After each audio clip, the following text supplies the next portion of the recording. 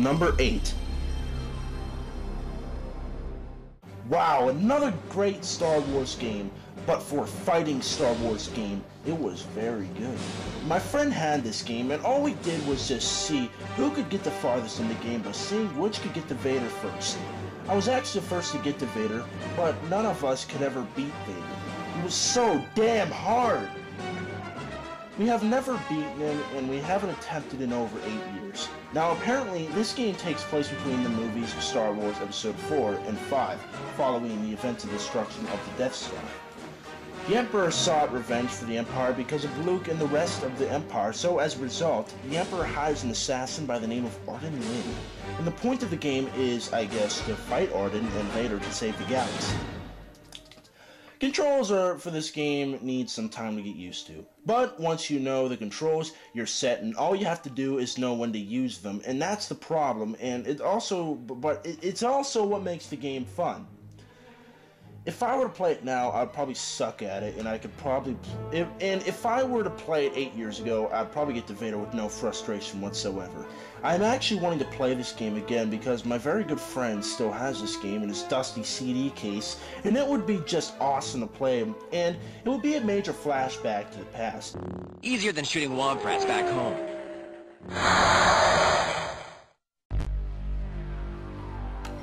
Number 7.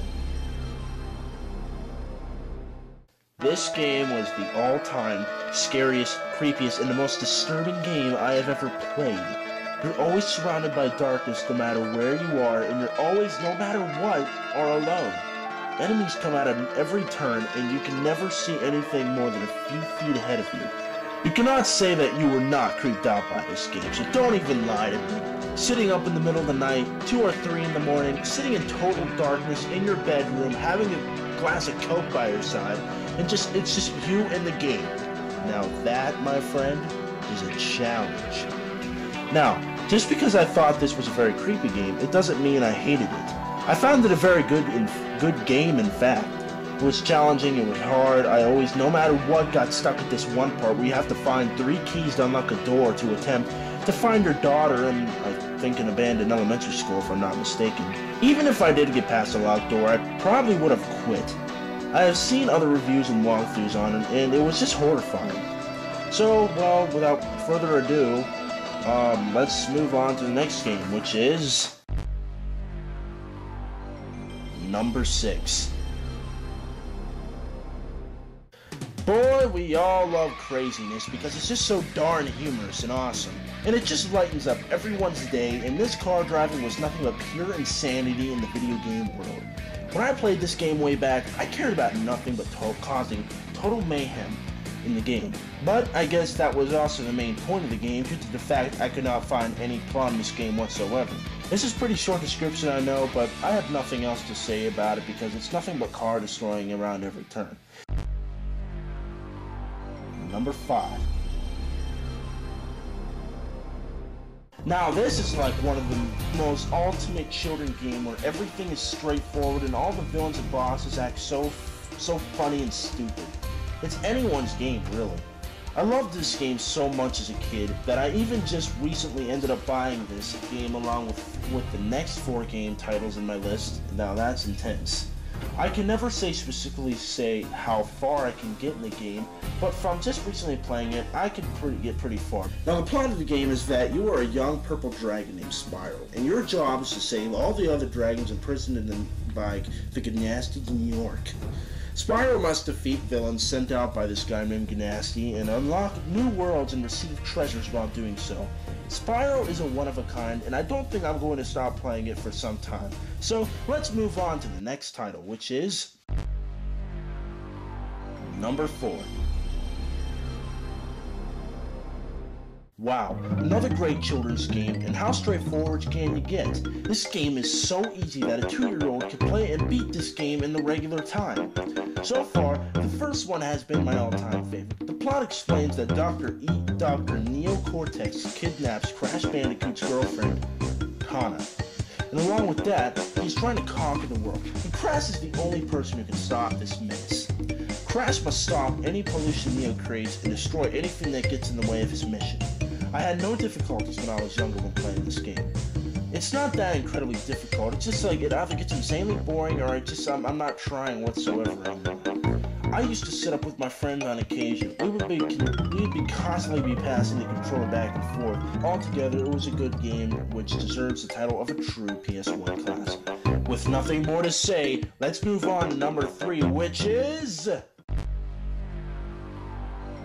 number 3. Resident Evil is by far my most favorite series of survival horror games I could even think of. It really is survival horror, and the new ones are just not the same, but they are cool. They're just not original. This was an improvement here, and they're like the controls are a bit, not much, but are a bit easier, and the dialogue is a lot smoother. Like, listen to these comments made by the characters in the first game. What is this? Wow, what a mansion! Stop it! Don't open that door! Stay alert! We could get into trouble if we get lost. We should start from the first floor, okay? And Jill, here's a lockpick. It might be handy if you, the master of unlocking, take it with you. What is it? It's a weapon. It's really powerful, especially against living things. Better take it with you. That was too close. You were almost a Jill sandwich. You're right. Barry, thanks for saving my life. Like, what the hell? Now that was a joke. The average amount of deaths I get for one bit of game is usually around 4 or 5, maybe even 6 when I'm having a really bad day. In this game today, I'm at least halfway done. At least.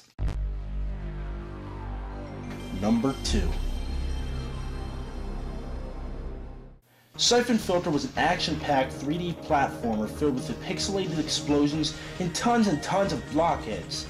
Siphon Filter is about a secret agent named Gabe Logan who is assigned to exterminate a terrorist group who controls a deadly virus by the name of Siphon Filter. To this day, I still play Siphon Filter regularly, and it's all thanks to PSN, and right now I'm at least halfway through the game. I literally am going to say this is one of the best PS1 games I have ever played. The action in this game just pulls you further and further into the gameplay, and it's ridiculous, and nowadays, most games can't even compare. And it's a shame that this game was somewhat forgotten, or it just hasn't been talked about for a long time. I don't know. I haven't heard anything, but this game will always be my second all-time favorite PS1 games. And now, for my next game, and my last game title, number 1 is Metal Gear Solid is the best stealth, jam-packed action 3D shooter platformer of all time. Main point of the game, stealth and stealth only. It's not just about going out and shooting the crap out of people, but rather strategy and getting out of tough situations and getting rid of the really annoying soldiers who guard everything over and over again. Now, the plot of this game is that you play as a secret agent named Solid Snake, whom is sent out by Colonel Roy Campbell. Your job is to find the secret nuclear weapon known as Metal Gear Solid in a facility that is located in Alaska. The further you go, the more story appears and the better understand the story's plotline. Bosses in this game give you the perfect amount of challenge, and all it takes is strategy and time to defeat them. It takes some time to get used to it, but once you get the hang of it, it's just fun. And like I said earlier, it's always like a wild roller coaster ride every time you play this or any other memorable PS1 game.